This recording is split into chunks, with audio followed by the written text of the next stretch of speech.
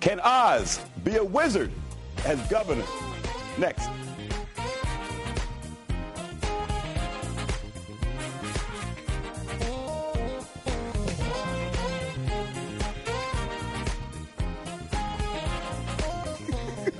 Welcome to the Stan Simpson Show, a program about Connecticut people and compelling issues. Make it a point to drop in every week. For more than 3 decades, Nelson Oz Griebel has been considered a wizard in advocating for business development. Personable, practical, straight-talking, Oz Griebel has been a teacher, coach, and bank CEO. For the last 9 years, he has led the Metro Hartford Alliance. Its mission is to create and retain jobs. Now, as a candidate for governor, Griebel's focus is unchanged. The question is, does he have the name recognition and the money to make a serious run? We'll ask him. In our second segment, we'll talk to State Rep Jason Bartlett and Danielle Smith, an education advocate, about a new legislative strategy for combating Connecticut's distressing academic achievement gap, the worst in the country. Then we'll wrap things up with our provocative pastor and relationship expert T.C. Brantley. He's warning that Facebook can destroy relationships. But first, the guy they call Oz, the wizard, Oz Griebel. How you doing? It's always great to be here, Stan. Always good to be here. Now listen, here's the take on you. First question is, why Oz? Nelson Griebel. How the heck do you squeeze Oz out of Nelson Griebel? Well, I'm old enough, Stan, to have been growing up at a time when the Ozzie and Harriet Nelson show was a great thing on television, so it comes from that high school nickname of Nelson. All right, that's one question answered. I know, Friday, I got right? that checked off for you, Stan. Now, why governor? Quite simply, like many people, we're all concerned. I'm concerned about the future of the state, about the diminishing opportunities that are here for people who are working here today, as well as for young people and people who might live here in the future. Concerned that the private sector and residents in general have lost confidence in the state as to whether or not this is a place you want to invest money, you want to expand jobs, whether you want to stay here and pursue a job. Some of that loss of confidence is tied to what I'll refer to as a general anti-business attitude that I think gets promulgated in different quarters, and also the fiscal chaos we're in. People's confidence about whether, gee, if I stay here, am I just going to be taxed and taxed and taxed to solve the problem? So I think I bring a set of experiences, some of which you were kind enough to allude to in your opening remarks, a set of experiences, a set of relationships, and an understanding of the issues that I think are valuable, and I'm very eager to put them in front of first the Republican Party and then ultimately the general electorate to say, I believe I've got the leadership skills to turn the state around back into a state of opportunity and one that's based on fiscal sanity. Well, the big issue you have jobs, how to create jobs. But before you start there, you got $8 billion in debt to clean up. So where do you start? What do you cut? I think there are two things, Stan, that I would put on the table. One is that I do believe you have to look at both sides of the equation. So the revenue side can't be dismissed. And the way you create revenue, obviously, is to have more people working.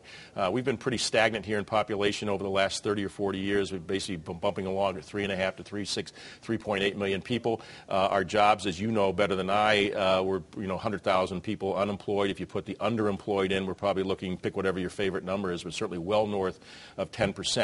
On an unemployed basis. We have to go, the governor has to be, as I've said in all of my comments, the chief business development officer, chief economic development officer, the chief opportunity officer for the state, which means you've got to be out recruiting the businesses that are here, talking to those businesses every day to make sure that they know that we want them here and what can the state appropriately do to keep them here. And on the fiscal side that you're pointing out, and obviously these questions have answers that are longer than we have time for in this segment, but there really needs to be a look at the total spending amount that we have. And I think, as I've said in these sessions, we have to look at this over the 4-year period. You just can't look at it trying to solve a problem in one biennium. We've got to look at some of the structural deficits as well as the immediate ones. Now, you dodged that pretty good as far as the cuts now, so I want to get back to the question to get a question. So what do you think you're going to have to cut? I think there's no question we're going to have to reduce total employment in terms of state employment.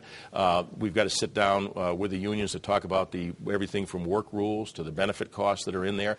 Again, that we've got flat population growth, and yet total state spending has gone up dramatically in that same time frame. Now, there's more people and more money being spent on services for essentially the same number of people. So we are going to have to look at both the total amount of employment in the state and the benefits associated with the cost of the benefits associated with them, which are both immediate cost opportunity reduction opportunities as well as some of the longer-term structural ones that have to be looked at. All right, we have a clip here, Oz, of you in action, making your announcement here, and talking to the people, and here's what you got to say. I believe leadership is needed in this state. Last night, our president indicated that Washington has a deficit of trust. I would say that Connecticut has been facing a deficit of confidence.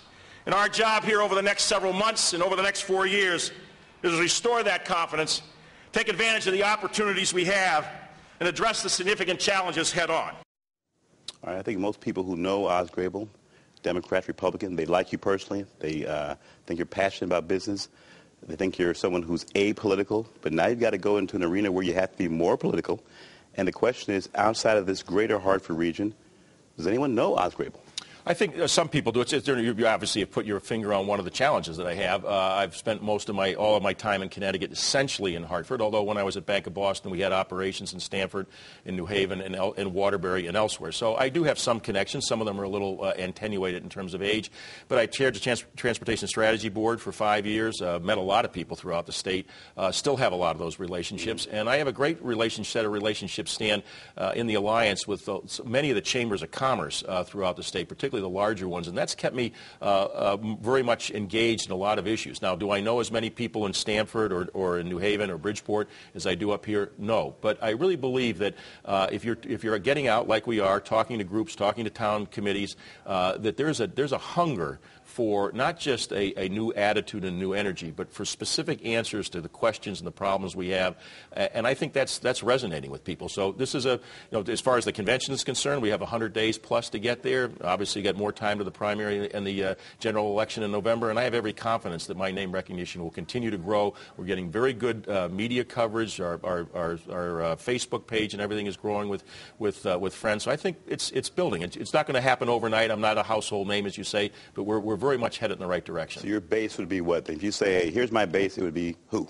I'd say the primary base clearly is the private sector. I mean, I deal a lot up here in Hartford with a lot of our not-for-profits, but I put in the private sector the hospitals. I put our higher education institutions in that, particularly the private higher eds. Mm-hmm. I think those are folks that they're major employers in the state. They, in some cases, can't leave. They have to make their livings here in the state of Connecticut. So I think I have a very strong base there, but I also think I have a base in other segments of the society. I chaired the Bushnell board, the board of the Bushnell Center for the Performing Arts for a number of years. I've got some strong connections in the arts community. So while that private sector base is the key one, I think I've got other connections beyond that. Do you have some cash connections? Because you know this is all about money. All these rich guys from Greenwich, they're making the money. Now, where's the money coming from? Well, let me first say that I really don't believe, and I know this is a cop-out, you can criticize me right away, that I don't believe money will win this election. Okay. It's important. I'm not in any way diminishing that. I really believe that ideas, well articulated, with some passion, still at the end of the day matter. I'm not taking public financing. I don't have the personal wherewithal to run the campaign on my own, so we're out raising money the old-fashioned way and going to people who've known me for a long time, asking for not only their endorsement and their participation in the campaign, but the financial support. And I'm sure we'll show people over the first several months of this that we've got credibility, that people are willing to support this, and we'll let the momentum build from there. 15 seconds. Who got in your ear? Who was the one person that said, hey, you can do this? 15 seconds. With your wife, colleague, what one person said, you can do this? You bet it was my wife. Yeah, no question. That's the easy answer. Smart answer, right? All right, he's Nelson Oz Griebel. When we come back, folks, we're going to strategize or talk to folks about the achievement gap in Connecticut, the worst in the country. Stick around. You're watching the Stan Simpson Show in full HD.